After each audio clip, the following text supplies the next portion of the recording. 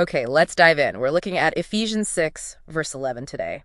And what's really striking is how Paul just pivots almost instantly. Yeah, it's quite the He shifter. goes from all these, very practical, mundane details about Christian living, family stuff, work interactions. Right, how to relate to people day to day. And then bang, straight into this intense language of cosmic warfare. It's a deliberate structural move, I think. Yeah, And it carries this huge implication, doesn't it? which is. Well, Paul seems to be suggesting that you actually can't maintain that basic ethical life. The harmony at home, the unity in the church community, unless you're equipped for a spiritual battle. It implies the devil's primary schemes, his methodeas, often show up as breakdowns in those very areas. So wait, you need spiritual armor just to get along with your family or be a good employee? In a way, yes, to sustain that Christian witness in practical life. And it all rests on the foundation he lays just before, in verse 10. Be strong in the Lord. Say exact. Be strong in the Lord and in the strength of his might. But the key is how. The Greek grammar there. Yeah. It's passive, continuously passive. I mean, Meaning the strength isn't something you drum up yourself. It's not about moral effort. It's an external power, God's dunamis, that you are commanded to keep on receiving. You're being empowered. okay, so the power source is God, constantly available. I'm receiving it. But then verse 11 says I have to put on the full armor. Ah, yes. Good question. If the strength is passive, why is putting on the armor so active? What's my part here? And that's the beautiful tension. You hit it right there. While the strength is received, the act of putting on the armor, endusathe in Greek, it's middle imperative.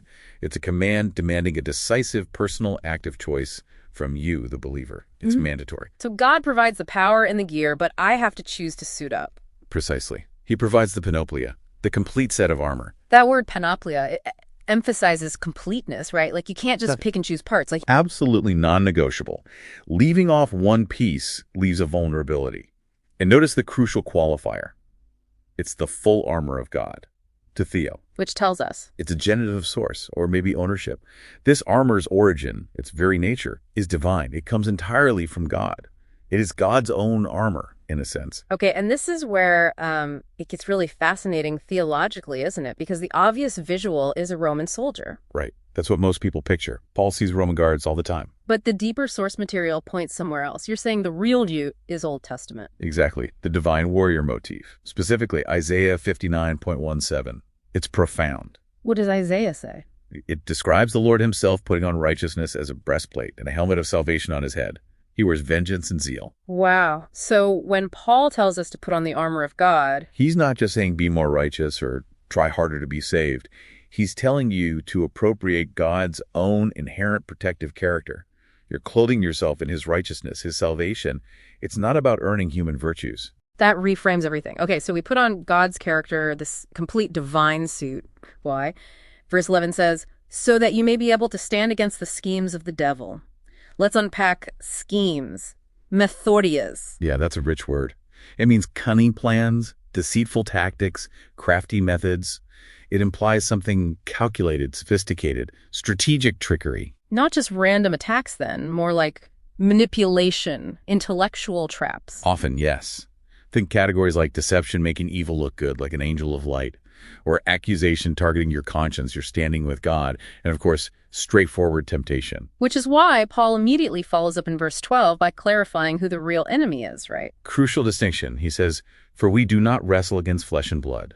So not against other people. Not primarily. Yeah. Not ultimately. The struggle isn't with your difficult boss or that political group you disagree with or even troublesome neighbors. Those might be arenas, but the real opponents are invisible. Rulers, authorities, cosmic powers, spiritual forces of evil in the heavenly places, and organized hierarchy. So you need to shift your focus from the person annoying you To the potential unseen spiritual dynamic behind the conflict. Spiritual vigilance is key. But it's still described as wrestling, Palais. That sounds intense, close quarters. Yet the main command, repeated 3 times in this section, is stonai, to stand firm. How do wrestling and standing fit together? Great point. There's a dynamic tension.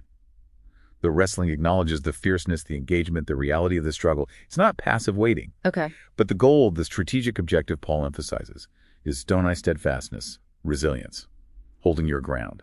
The victory seems to be won primarily through defensive endurance. refusing to be pushed back. So you fight hard, you wrestle, but winning looks like not losing the ground you already have in Christ. That seems to be the core emphasis. Maintain your position. Endure.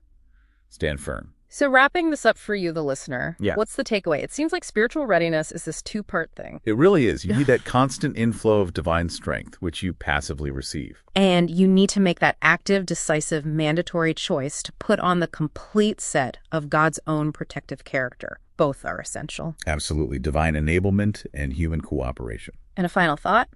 That command to stand against Methodius, against those cunning schemes, it really demands spiritual discernment, doesn't it? It has to. You have to look deeper. So maybe as you look at conflicts playing out socially, politically, even personally, consider this. How might these visible struggles be manifestations or arenas for deeper, unseen spiritual battles? It forces you to look beyond the flesh and blood opponent. And ask, what's the real scheme here? What ground do I need to stand firm on? That's the challenge.